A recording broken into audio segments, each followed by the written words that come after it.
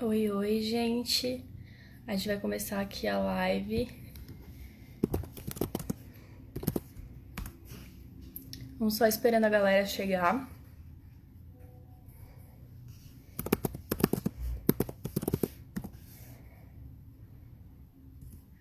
Ai, já tem bastante gente entrando. A Jéssica já tá online. Se a Jéssica tá conectando. Pera, gente, a Jéssica já tá entrando. Oi, oi! Oi, Tudo bem? olá, tudo bem? Tudo certo. Gente, então, você quer esperar um pouquinho pra começar pra entrar mais gente ou tá bom assim? Acho que pode esperar um pouquinho, né? Não sei, você que Pode ser um sabe. pouquinho? Mais um minutinho, então. Nossa, tem várias pessoas já dando oi aqui. Nossa, tem bastante gente, hein? Todo mundo comentando oi, oi, oi pra todo mundo. Não vou ver um por um, que não vai dar.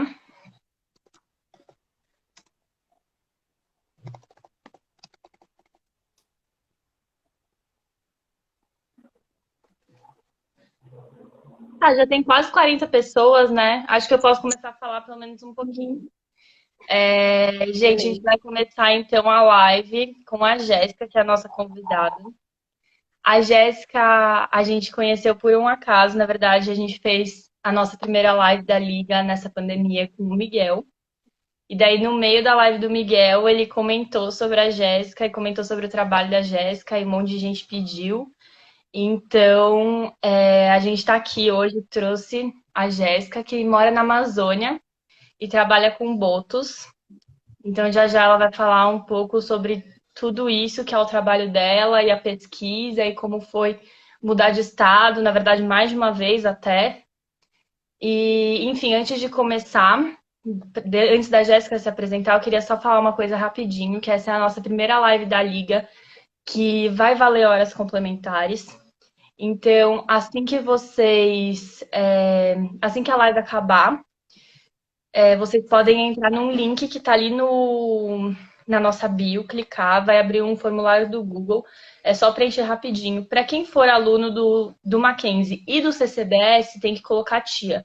Para quem não for do Mackenzie, ou for do Mackenzie, mas não do CCBS, coloca o e-mail, que daí a gente encaminha o certificado. E é isso, vai valer horas se vocês ficarem até o final. E daí é só entrar lá no link depois. E já estamos com quase 50 pessoas, então, Jéssica, acho que você já pode começar. Então tá. Boa tarde, gente. Ou boa noite, né? Para quem tá no Sudeste, aqui é boa tarde ainda. A Gil já me apresentou, meu nome é Jéssica. Eu trabalho com os botos aqui na Amazônia. Sou mineira, então eu formei na Federal de Juiz de Fora, em Minas Gerais. Formei em 2015 e aí fui para o mestrado. Fiz mestrado lá também com Boto. Formei em 2018 e aí desde o ano passado, de agosto do ano passado, eu estou trabalhando aqui na Amazônia, também com os Botos.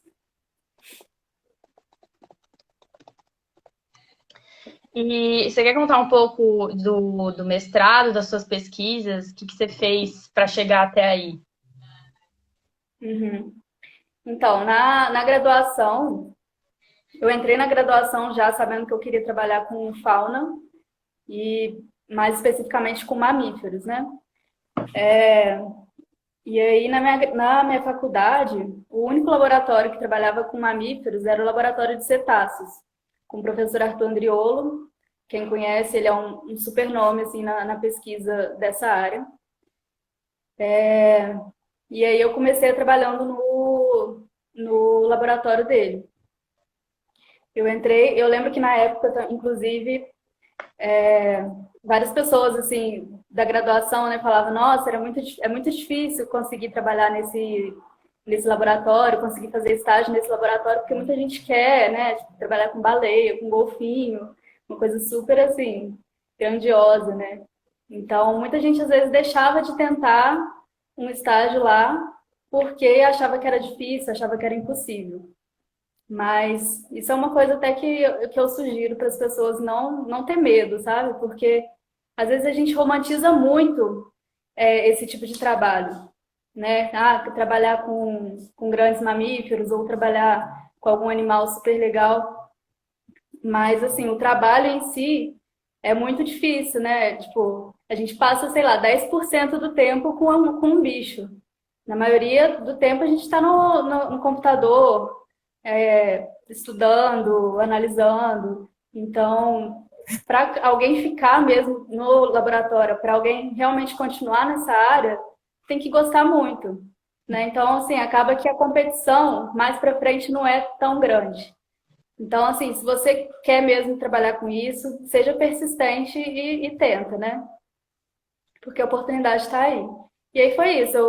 Eu abracei isso, essa causa, né? E, tipo, já fui lá direto no laboratório, conversei com ele, falei, mostrei interesse, e aí comecei a trabalhar como estagiária de uma aluna de doutorado dele com boto cinza, que é um outro golfinho, né?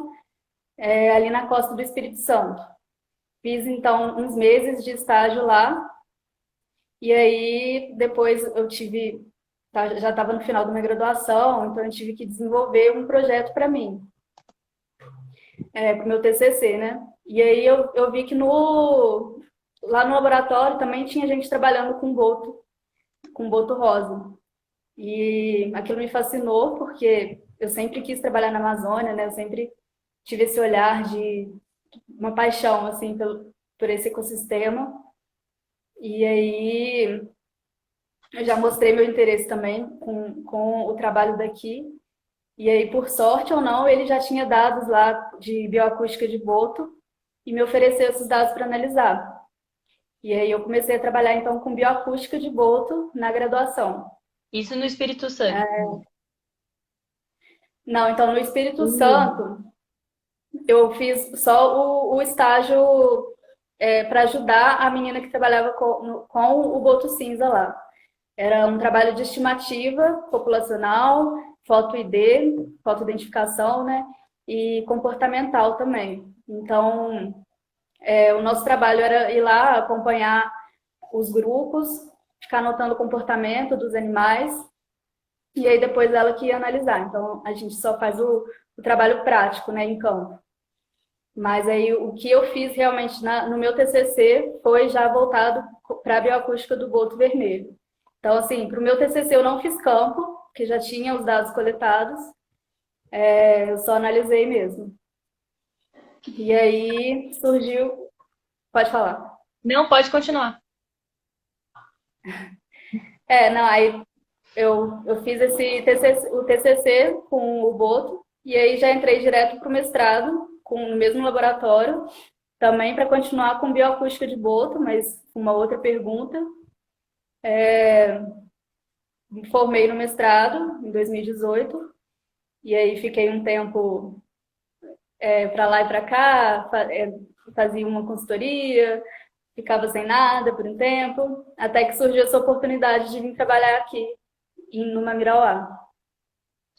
Então, aí é uma coisa que eu queria comentar também. Você é de Minas, fez estágio em Juiz de Fora, depois foi trabalhar na Amazônia. Então, assim, tiveram muitas mudanças até de estado para você conseguir trabalhar onde você tá e na área que você queria desde, sei lá, desde que você escolheu isso. Então, Jéssica, tá aí, tá meio tremida a imagem. Tinha dado Tá me uma. ouvindo? Tá me ouvindo? Não, você tá me ouvindo? Travou agora. Ih, tá carregando. Gente, a gente fez um combinado com a Jéssica que lá no Mamirauá, onde ela tá, o Wi-Fi não é muito estável. Então, se desse problema com a Wi-Fi, ela ia tirar e colocar, voltar no 3G rapidinho. Então, deve ter acontecido isso. Vamos esperar para ver se ela consegue voltar logo.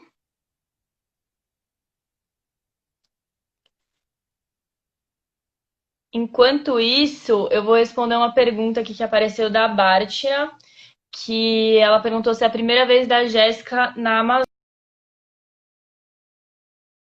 quiser, pode ir mandando perguntas. Ih, a Jéssica saiu. Deve ter caído de verdade agora. Vamos ver se ela entra de novo. Deixa eu mandar mensagem para ela.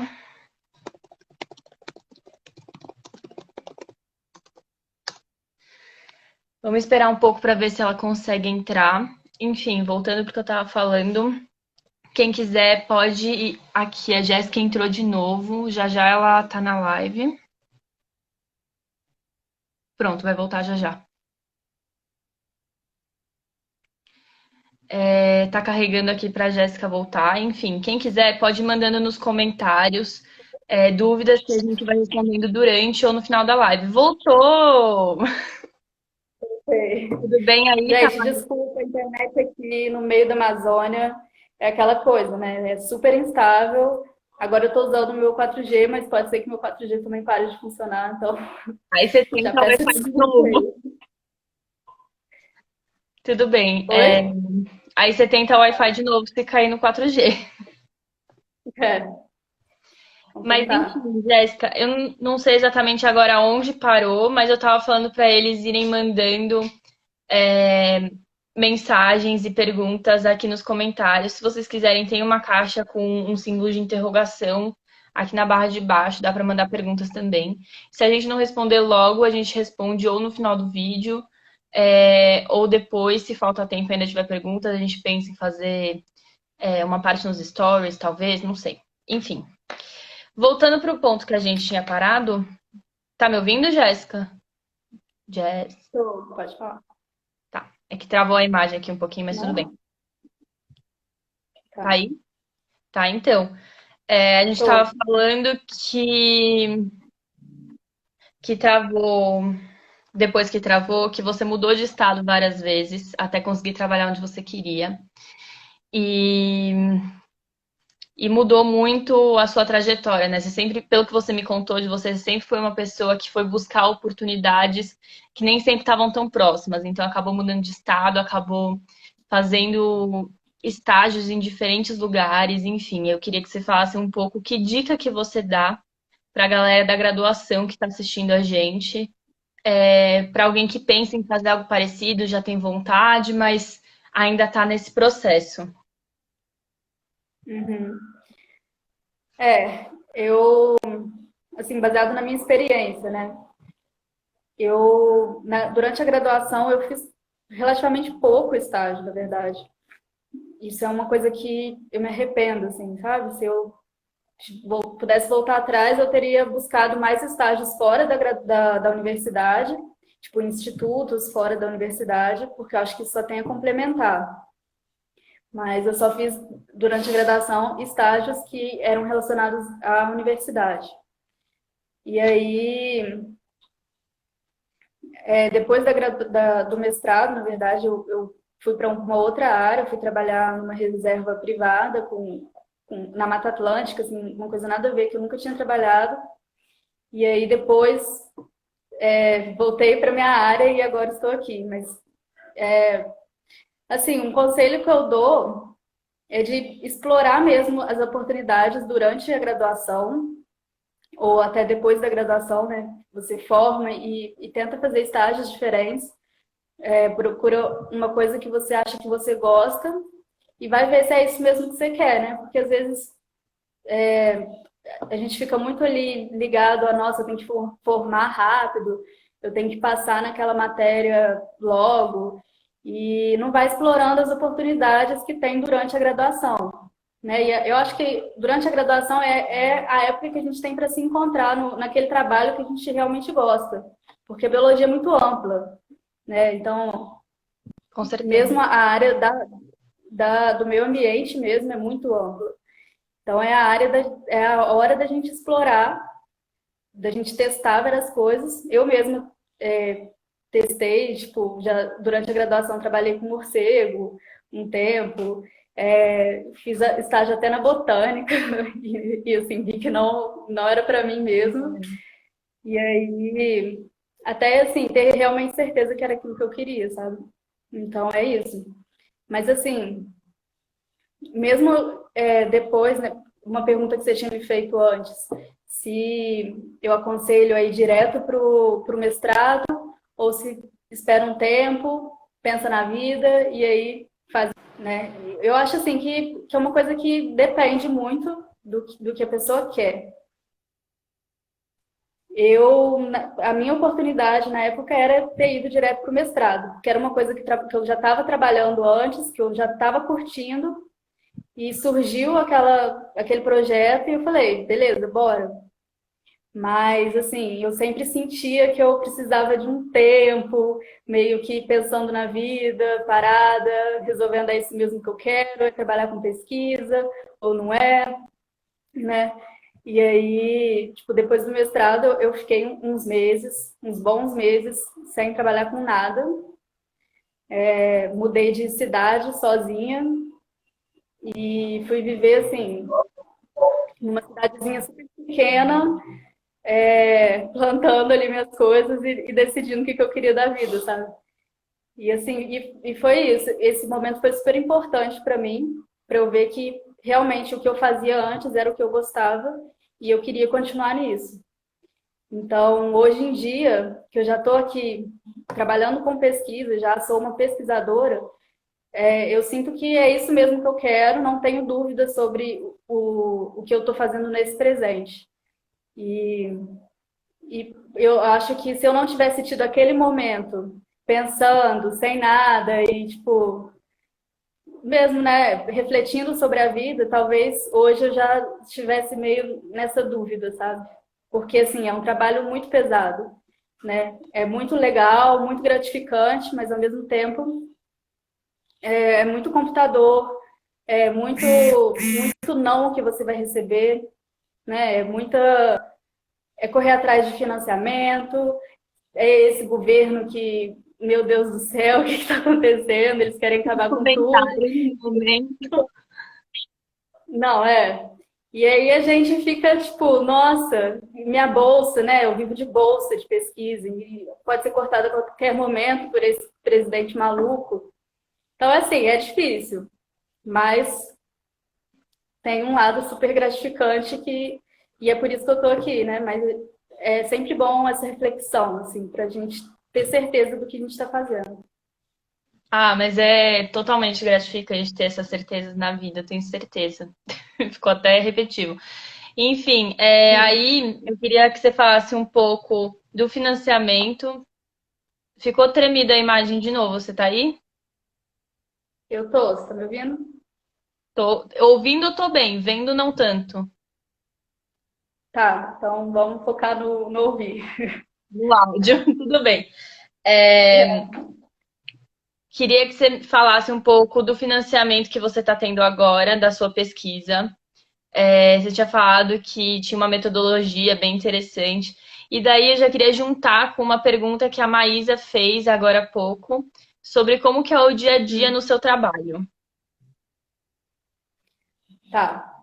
Então, eu vim para a Amazônia para continuar trabalhando com boto, mas é uma metodologia totalmente diferente. Eu não trabalho com bioacústica mais, eu trabalho com estimativa populacional, né? Então, para isso eu tive que fazer toda uma revisão de literatura, estudar, aprender essa nova metodologia para realmente começar a trabalhar.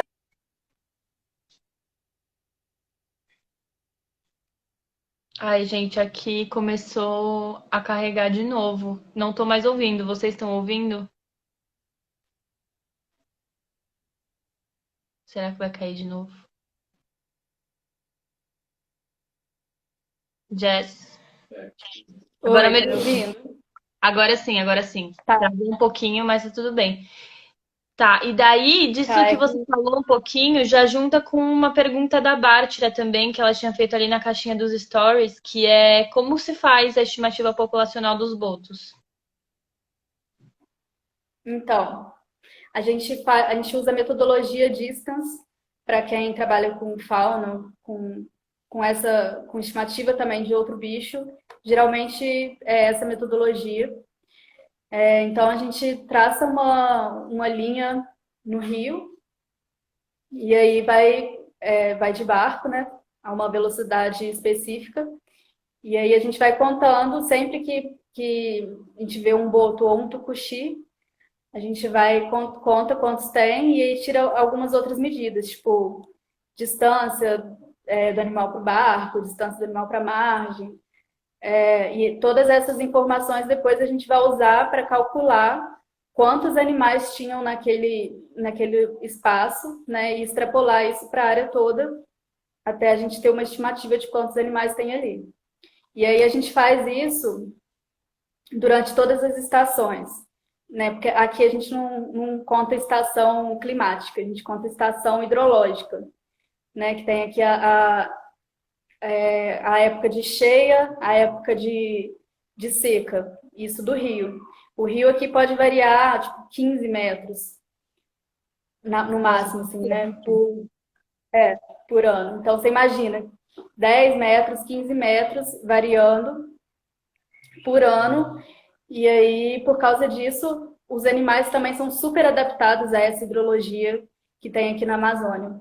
Então, a nossa estimativa, né, quantos animais que a gente vai encontrar naquele lugar, depende muito da época que a gente está calculando isso, né? Então, a gente sempre faz na seca, na cheia e nos intermediários entre seca e cheia, né? Que a gente chama de vazante e enchente.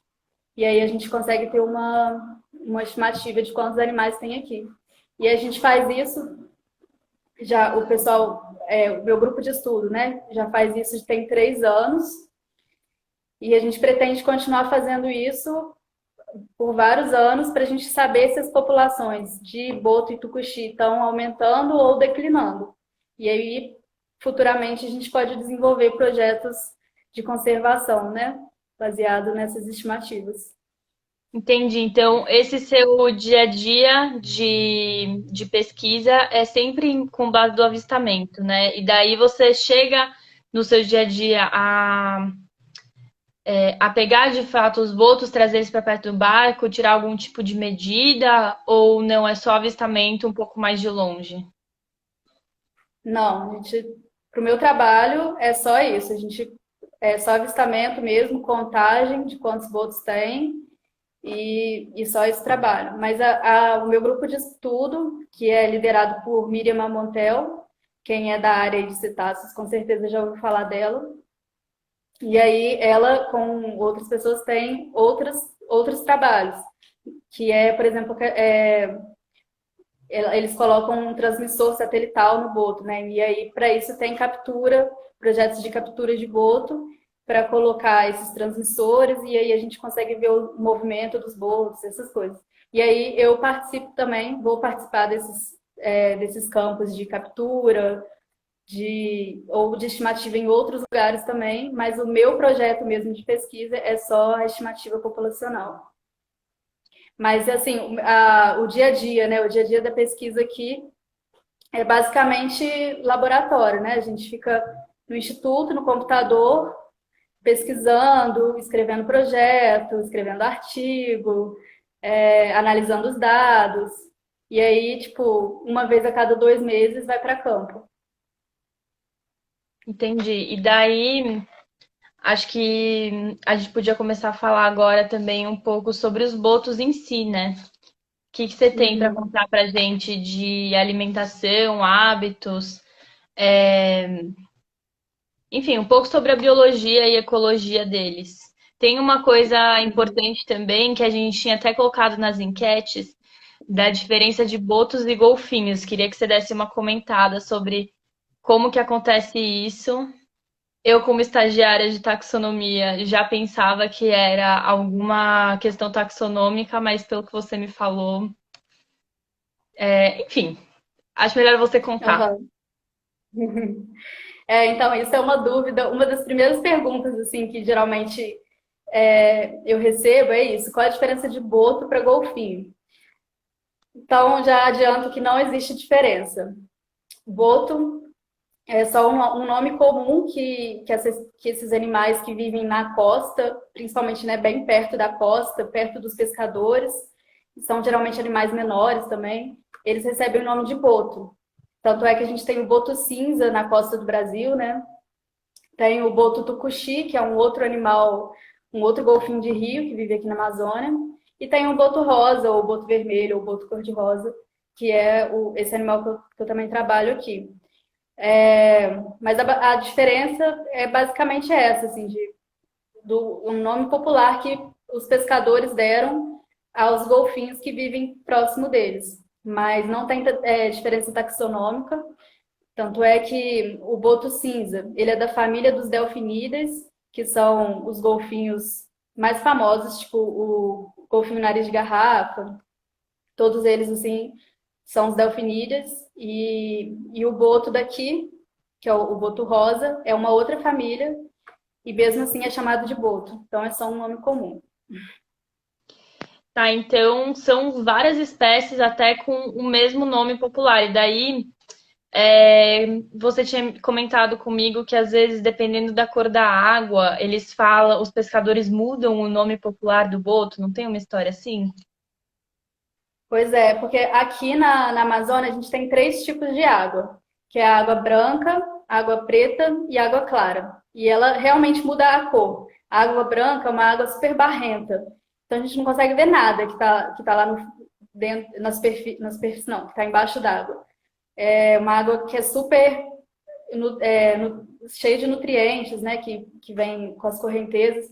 Então, o boto que tá ali geralmente é um boto mais rosa, sabe? Quando o pescador vê de longe, assim, com o contraste da água, mais rosa ou às vezes mais cinza. E na água preta, que é aquela água, parece cor de ferro, né? Que a gente tem muito em cachoeira também. Quando o boto está submerso, a gente consegue ver ele e ele fica uma cor bem avermelhada. Então, a gente chama de boto vermelho. E aí, aqui na Amazônia, tem esses nomes, boto cor-de-rosa, ou boto vermelho, ou só boto também. Aí, às vezes, quando eu falo, eu vi um boto rosa, ele fala com um ribeirinho daqui, né, um pescador. Porque aquele boto rosa, aí ele fala, não, não era o rosa, não, era o vermelho. Mas, na verdade, é a mesma coisa. Entendi. E daí, agora eu queria juntar com algumas perguntas daquelas que já estavam nas caixinhas dos stories. Uma do Miguel, que é como é a relação entre os botos e a comunidade local. E uma da Bártira, que ela contou um relato que ela dormiu perto de um lugar que tinham botos e ficou assustada com o barulho que eles faziam, mas que ela achou legal. Então, você já passou por isso de estar dormindo perto do barulho deles? Como foi essa experiência para você? E como que é a relação da comunidade local com esses animais? Tá. Antes de responder essas perguntas, eu posso primeiro falar umas curiosidades sobre o boto para a galera Sim, ficar com mais certeza. familiarizada com a espécie? Com Que você certeza. me perguntou características dele e eu acabei não falando, né? Bom, o boto é um animal fascinante, é tipo uma paixão mesmo. E todo mundo que acaba conhecendo um pouco mais sobre essa espécie acaba também super admirando. É um golfinho de rio super especializado a esse ambiente aquático de água doce e amazônico, né?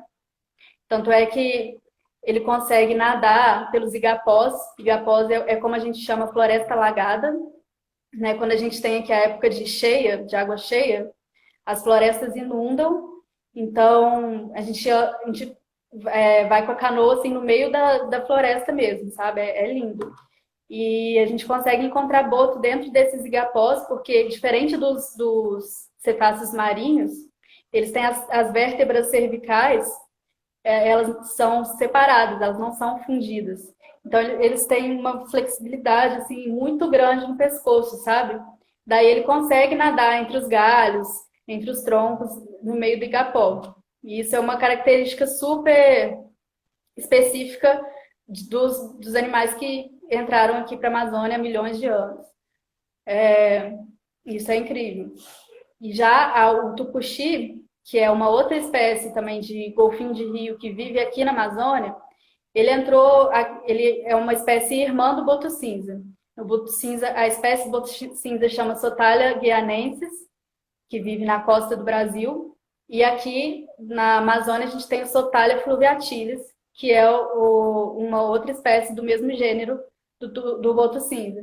E aí essa espécie entrou bem recentemente aqui para a Amazônia, veio do mar também e entrou há pouco tempo. Então ela não tem essas características super específicas de Amazônia como tem o boto. Então é uma espécie super parecida com os golfinhos marinhos mesmo, sabe? Super saltitantes, frenéticos, pequenininhos, são cinza, o rosto é super... Não, a gente não consegue diferenciar muito se a gente vê um boto, esse boto daqui e o boto do mar. Agora, o boto cor-de-rosa, que é o boto da Amazônia, ele já tem essas características, né, de falta de vértebra, o olho menorzinho também. O olho é super funcional, ele consegue enxergar normalmente, mas você consegue ver uma característica assim, mais ancestral nele, sabe? Um corpo mais robusto. E eles são rosas, né? Tipo, acho muito legal o fato deles serem rosas. E aí eles também são espécies mais... Oi? Rapidinho, Jazz, é que isso junta com uma pergunta que a Marinella mandou aqui. Se eles chamam o boto cor-de-rosa, imagino que seja porque eles são rosa, é isso mesmo? E ela perguntou Sim, eles são... também é, Ah. por que chama boto cor-de-rosa. Tem alguma explicação para eles serem rosa? Então, o fato deles serem rosa é pela circulação sanguínea mesmo. Então, quando eles estão super frenéticos, lá pescando e deslocando rapidamente, o sangue começa a ser bombeado mais rápido, né? Começa a ter um fluxo maior de sangue na próxima superfície da pele, e eles ficam muito super rosas. E quando eles já estão mais quietinhos, aí já fica uma cor mais acinzentada. Mas essa coloração rosa é basicamente porque a gente consegue ver o fluxo sanguíneo deles. Mas sim, eles são rosa, principalmente na dorsal e na peitoral, aqui no ventre, eles já são mais cinza. Que legal. Até nas fotos que a gente usou para divulgar aqui a live, as duas fotos que a gente usou são da Jéssica, ela que tirou. E dá pra ver a total diferença, né? Um boto totalmente cinza e o outro totalmente rosa. Eu achei isso muito, muito incrível. O tucuxi, que é aquele da foto que está saltando, assim, que a espécie irmã do boto cinza. Ele já é mais cinza, mas ele tem o ventre meio rosado também. Uhum. E já o boto vermelho, ou boto rosa, às vezes eu chamo de vermelho, às vezes eu chamo de rosa, mas já expliquei que é a mesma coisa, né? Ele já é todo rosa e aqui um pouco cinza. Mas Ai, é isso. que incrível. Aí agora, é, e aí, tá, respondi algumas curiosidades aí sobre o boto. É uma espécie que está em perigo de extinção. Então, assim, a gente está aí na luta para que ela não seja extinta, porque os golfinhos de rio, no mundo inteiro, só existe aqui na América do Sul e na Ásia. Então, assim, são grupos de golfinhos extremamente raros, super adaptados ao ambiente aquático e dinâmico, e super ameaçados de extinção, né? Porque os rios já são super ameaçados, tanto por causa de poluição, por causa de degradação de hábitats, por causa de hidrelétrica, por causa da pesca muito, muito predatória. Então, todos os golfinhos de rio do mundo inteiro já são espécies super ameaçadas. Inclusive, teve uma espécie, o baiji, na China, já é funcionalmente extinto, né? Desde 2007 não se encontra mais esses animais na natureza. Então, aqui a gente tem a oportunidade de salvar uma espécie de golfinho de rio da extinção. E é isso, por isso que é essa paixão toda. Ai, E aí, respondendo as perguntas lá que você fez antes, você pode repetir de novo? Do pessoal perguntando? a Bártira tinha perguntado assim, eu vou ler a pergunta. Como é dormir com os botos, com o barulho dos botos? Eu achava o máximo, mas ficava brava porque me assustava. Pois é, Bart. A Bart é uma menina que trabalha com jacaré. E onde a gente faz a pesquisa, né, o campo, onde tem boto, tem jacaré. E assim, à noite, o que a gente mais ouve é jacaré batendo embaixo do flutuante. não sei o que que eles fazem, mas assim, é um barulho assustador. E como ela vem falar que tem medo do barulho do boto, não dá para entender. Ai, Mas gente. sim, eu morro de saudade do som que eles fazem. Eles fazem esse som, é um som de respiração mesmo, né? Quando eles vão respirar para fora d'água, eles fazem um, tipo assim, né? A gente até vê a água sendo Água expelida aqui saindo. do respiratório deles. E eu tô com muita saudade de ouvir esse som.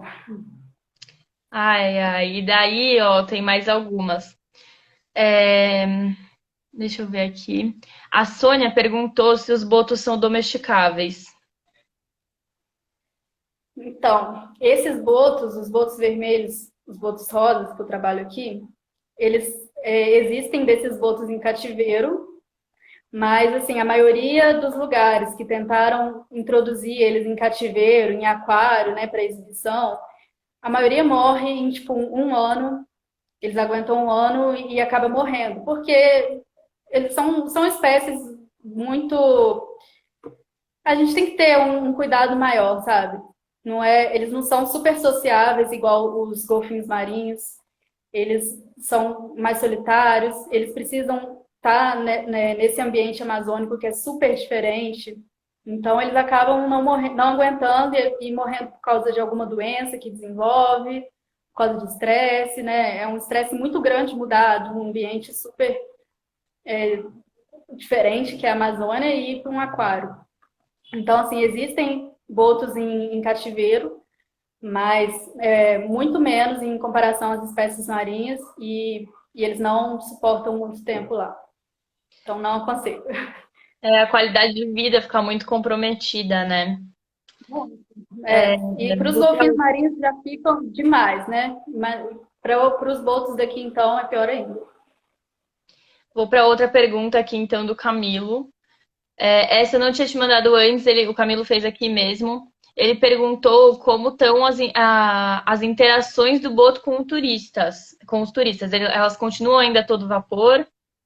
Talvez tenha dado uma parada com a pandemia. Como que tá isso aí? Tá, então. Eu não sei se ele está perguntando sobre o turismo aqui no Mamirauá ou o turismo de boto que a gente vê em outros lugares. Aqui no Mamirauá existe um turismo de base comunitária, e aí a única coisa que tem relacionada a boto é observação assim de longe, né? Tipo, pega a canoa e vai observar boto no rio. E isso agora está parado porque não está tendo turismo. Mas existem também turismos para alimentar e para nadar com boto ao longo da Amazônia, que é um turismo super ruim assim para os animais, né? Já foram feitos estudos de observação desse tipo de turismo. E nesse estudo eles viram que os animais ficam super agressivos entre eles, porque eles ficam ali na competição de ganhar comida, de ganhar atenção, então eles acabam se machucando o tempo todo, sabe? E aí acaba assim, mudando totalmente o comportamento na natureza. Eles acabam sendo funcionalmente já não fazem diferença nenhuma para a população porque eles já ficam super habituados ali aí todo dia receber comida e ficar sendo paparicado por humanos, né? Então, assim, isso é péssimo para a população de botos no geral, porque a gente já vê que essas espécies sofrem várias ameaças e o turismo pode ser mais uma delas que vai só prejudicar os animais na natureza. Agora, existe o turismo ecológico, sustentável, que é o que acontece aqui no Mamirauá, que é só uma observação, né? Você vai lá com um barquinho, fica observando os botos ali na natureza, sem serem modificados pelo contato humano, e você vai perceber os animais ali do jeito que eles realmente são, sabe? Sem precisar de você ali alterando nada. E aí, esse turismo é super bom, super indico. Até porque gera renda para as pessoas que vivem aqui, para os indígenas, para os ribeirinhos. Então, se você quer ver boto, se você quer fazer esse turismo, procurem esses tipos de turismo sustentáveis, sem você precisar ficar nadando com o boto, abraçando o boto, dando comida para o boto. É isso. Tá ótimo. E agora tem algumas perguntas, na verdade, não é só uma, da Estela Haddad. que perguntou qual é a sua opinião sobre as diferentes modalidades de turismos existentes com os botos. Acho que você já falou um pouquinho. Perguntou também como é a relação das comunidades com os botos. Também já falou. Desculpa, gente, eu tô lendo aqui várias. Não, isso daí eu não falei, né? E Acho que eu posso falar um pouco. fala um pouquinho. Deixa eu ler mais uma, porque essa outra é uma pergunta que é igual, sobre o mesmo assunto, que a Dana fez na caixa de perguntas dos stories e que a Estela Haddad mandou aqui também. Que é como a Tá bom. poluição pode afetar os botos. Eles acabam comendo lixo? A diferença da pergunta da Estela para a pergunta da Dana é que a Dana perguntou do lixo que acaba indo para os rios por meio do descarte, né, de esgoto. E do lixo que acaba sendo jogado no rio. E a Estela perguntou se eles comem lixo. Então, tá aí dois tipos de interação. Tá. Bom, a gente não tem, na verdade, não que eu conheça, um trabalho realmente sobre questão de ingestão de lixo em boto. Assim, de lixo tipo plástico, né? Que a gente tem em outras espécies marinhas, tipo a torinha, é uma espécie também de Super golfinho de ameaçado. rio que vive no sul do país. Ele é extremamente ameaçado, extremamente vulnerável ao lixo marinho. O boto cinza também. Agora, o boto daqui, lógico que também sofre impacto pela poluição. O tucuxi também, que é a espécie simpátrica, né, do boto. Mas, assim, super mortes por ingestão de plástico, essas coisas. Realmente a gente não tem muito dado sobre isso, sabe? Mas, com certeza, inclusive... Tá me ouvindo? Deu uma travada, parou no com certeza e foi direto pro inclusive aqui. Tá, mas você consegue me ouvir? Tô ouvindo agora bem, só repete um pouquinho a última parte, por favor. Então, essa questão de ingestão de plástico, a gente não tem muito dado sobre isso, mas a contaminação por mercúrio, por exemplo, né, é um tipo de poluição gerado principalmente pelo garimpo, e a gente tem já várias análises aí de amostras de boto contaminados, super contaminados pelo mercúrio. Isso já é um fator super importante, super complicado, né? Porque se os botos estão sendo contaminados por mercúrio, os ribeirinhos, os humanos que alimentam de peixes, também são, né? Porque é um metal bioacumulativo. Então, já é aí um indicador biológico de como que está ali a água, a condição da água, a condição do ecossistema. Então, esse é um tipo de poluição péssima para os botos. E também tem a poluição sonora, né? Que é a poluição do som que os barcos geram aí para os botos. Que também a gente vê, principalmente nas espécies marinhas, que tem que isso gera uma modificação de comportamento, né? O animal muitas vezes evita a área com muito som. Então, também é um tipo de poluição que pode ameaçar as populações. Ai, complicado. E É. daí, agora mais uma. A Cat mandou alguma experiência muito ruim da Amazônia? E eu queria que você falasse um pouco daquele perrengue que o Miguel já comentou com a Uhum. gente e você vai contar um pouco melhor. Tá. É, assim, uma experiência, primeiro, antes de eu contar esse super perrengue. Um perrengue que eu acho que todo mundo, quando vem a primeira vez na Amazônia fazer campo, é o perrengue da diarreia. Quando eu fui a primeira vez na Amazônia, que foi durante a minha graduação ainda, fui no Pará.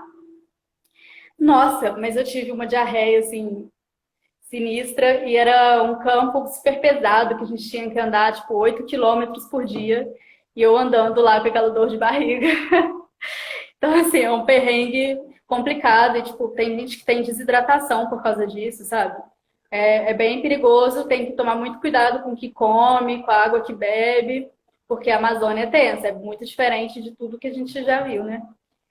E, e o outro perrengue que eu passei aqui, que foi uma coisa surreal, para quem mora no Sudeste, mineira igual eu, que tipo, nunca vivenciou essas coisas, foi surreal. Que foram 2 vezes quando eu fui fazer o meu campo de estimativa aqui no Mamirauá já. Tem uma área que a gente vai, que é tipo, lá no final da reserva, a reserva aqui do Bambirauá, né? Ela é gigante, tem mais de 1 milhão de hectares. E aí a gente faz uma estimativa lá no final dela, vai de barco. E aí, esse lugar é rota para quem vem da Colômbia para o Brasil trazendo droga. Né? Então tem muito traficante que passa nessa rota Colômbia-Brasil. E aí, esses traficantes são de boa. A gente não tem problema nenhum com os traficantes. O problema é com os piratas. E os piratas são pessoas que roubam droga dos traficantes. E esses piratas, eles são loucos, assim, tipo, eles andam uma voadeira super rápida, com um motor super potente, muito mais potente do que o que a gente anda aqui. E aí a gente já percebe de longe quando é pirata, sabe? Por causa do tipo do barco deles, porque geralmente é tudo preto, o barco é preto e eles estão cheios de roupa preta, com um pano assim, sabe? Que a gente só consegue ver o olho, e com um fuzil na mão. Então, tipo, você imagina, tem, sei lá, umas 10 pessoas daquele barco com um fuzil na mão indo atrás de você no meio do rio. E foi isso que aconteceu. Eu tava fazendo meu campo. Inimaginável para mim. Muito inimaginável. É surreal. Eu tava voltando do meu campo de barco e a voadeira que a gente usa tem um motor bem ruim, assim, bem mais fraco. Então a gente não consegue voltar muito rápido. E aí a gente olha para trás, tem um barco de pirata apontando um fuzil pra gente. E, tipo, eles estavam indo bem atrás da gente. Se eles quisessem, eles podiam ir muito mais rápido. Mas não, eles queriam ficar bem atrás da gente.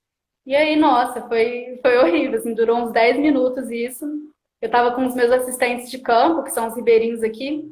E aí, assim, eles nasceram aqui, eles convivem diariamente com esse tipo de problema, né? Eles já sabem sobre esses piratas. Então, eles realmente têm muito medo deles, porque tem muito caso de gente sendo assassinada por esses piratas, de tomar um tiro sem querer, sabe? Porque imagina, eles estão lá tudo drogado, segurando um fuzil, podendo a qualquer momento, sem querer, atirar e você morrer ali, sabe?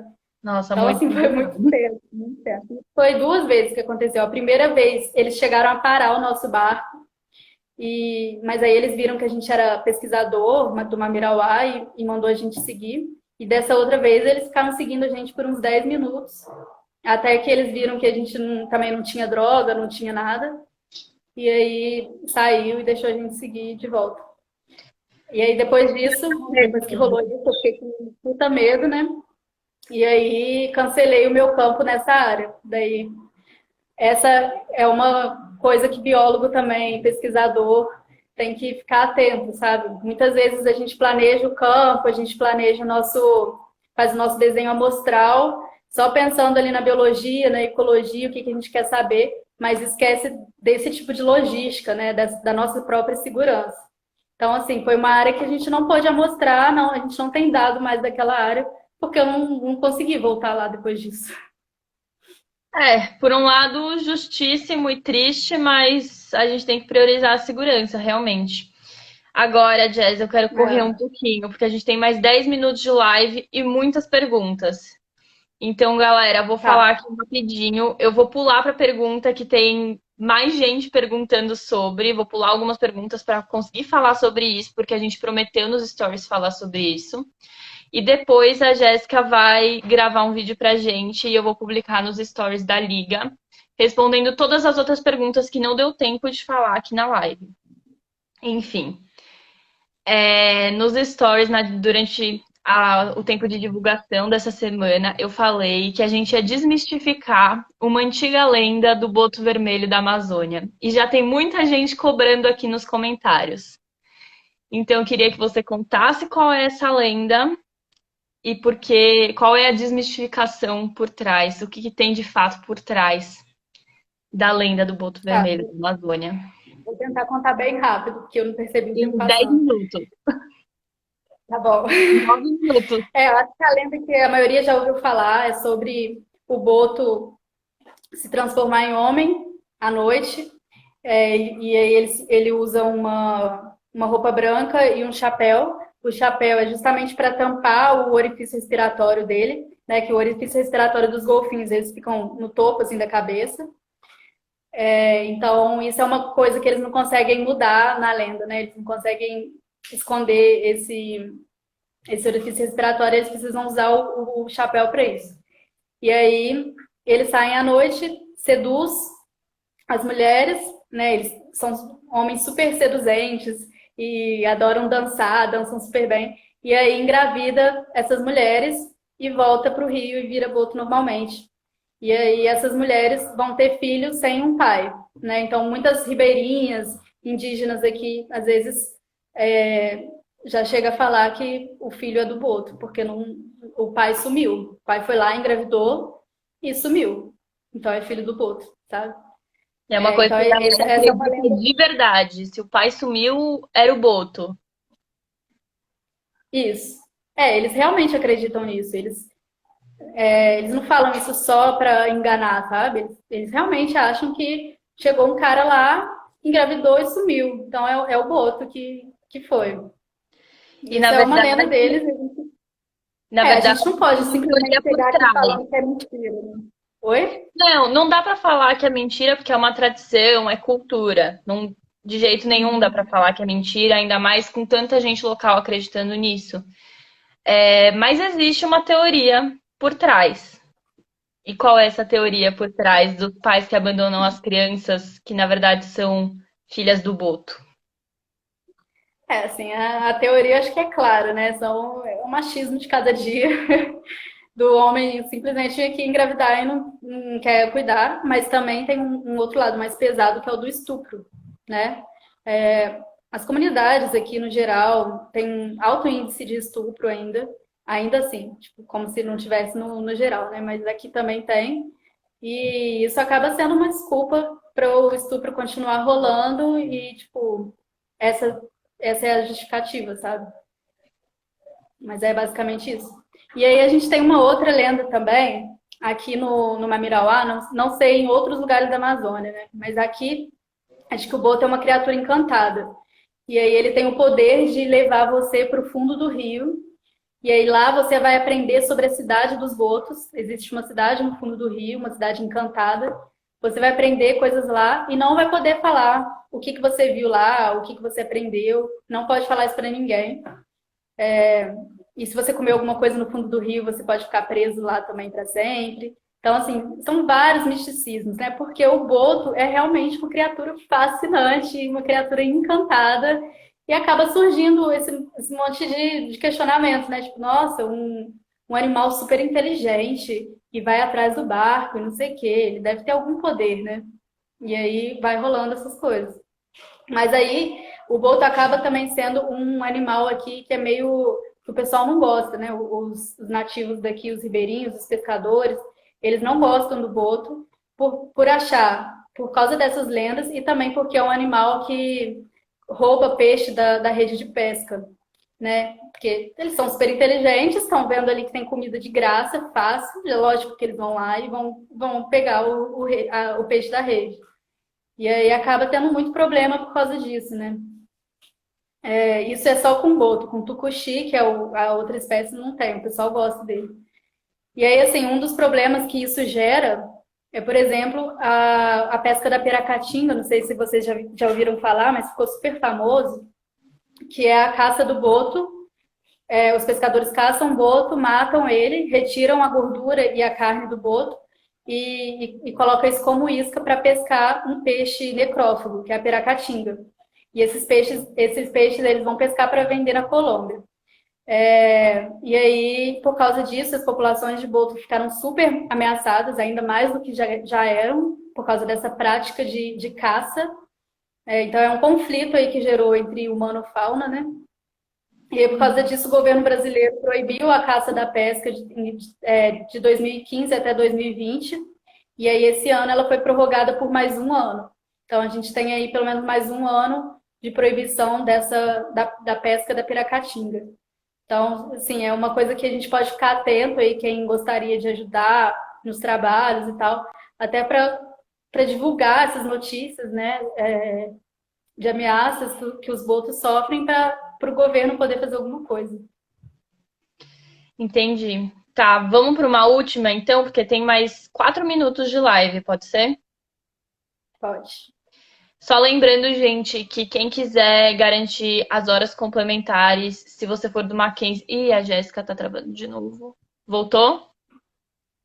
Voltei, tô Enfim. aqui. Quem quiser garantir as horas complementares é só clicar no link que tá na bio da Liga Macfauna e preencher o formulário pra gente computar lá depois pra vocês. E se vocês não forem alunos do CTBS, que é o nosso centro de biológicas do Mackenzie, é só deixar o e-mail. E agora tem uma pergunta sobre conservação e uma pergunta sobre a influência do tratamento. E uma pergunta sobre ecologia. Vou resumir assim. Mandem aí, conservação ou ecologia, para eu escolher qual que eu vou perguntar para a Jéssica assim que a conexão dela parar de travar. Vai ser a última pergunta. Jéssica, tá me Oi, ouvindo? tô. Ó, para a última pergunta, temos uma de conservação e uma de ecologia. Escolhe uma e o resto a gente responde nos stories. Vai de conservação, então. Conservação é uma pergunta da Bia Maciel sobre a Navilhanas. Ela perguntou: qual a tua opinião sobre a influência do comportamento dos botos no flutuante em Anavilhanas?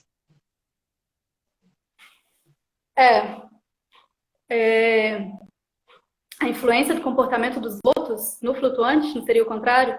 Enfim, eu acho que, Os assim, essas botos são práticas. movimentados de hora em hora. Ai, gente, travou de novo a Jéssica. Talvez a live acabe antes de ela conseguir voltar. Vamos ver o que que vai rolar. Mas de qualquer jeito, a gente já fez um combinado que as perguntas que sobraram e não deu tempo de responder. Eu ouvi um pouquinho da Jéssica agora. Vocês estão ouvindo?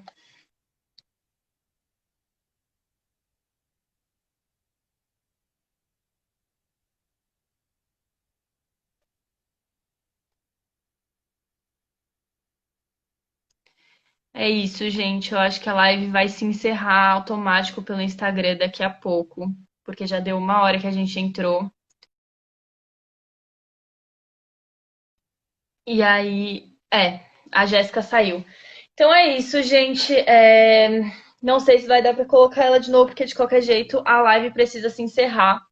Mas eu vou falar com a Jéssica pra ela postar stories das respostas de tudo que vocês mandaram até agora.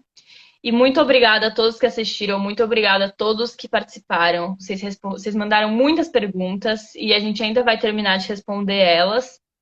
E a Jéssica não está mais aqui na conexão, mas eu queria agradecer imensamente a ela por ter aceitado participar e contado tantas curiosidades e tantos pontos, às vezes nem tão relacionados à biologia, mas que eu acho que são super importantes da gente comentar. Então é isso. Não se esqueçam de clicar no link da bio e preencher o formulário. Vocês podem avaliar a gente, vocês podem avaliar a live, mandarem sugestões pra gente. Se vocês quiserem, se tiver qualquer coisa a contribuir, qualquer sugestão para a Liga, a gente vai estar aceitando sempre. Estamos de ouvidos abertos. E é isso, eu vou encerrar a live aqui antes que o Instagram encerre sozinho comigo falando no meio. E é isso. Muito obrigada a todo mundo, em especial a Jéssica. Tchau, tchau, gente.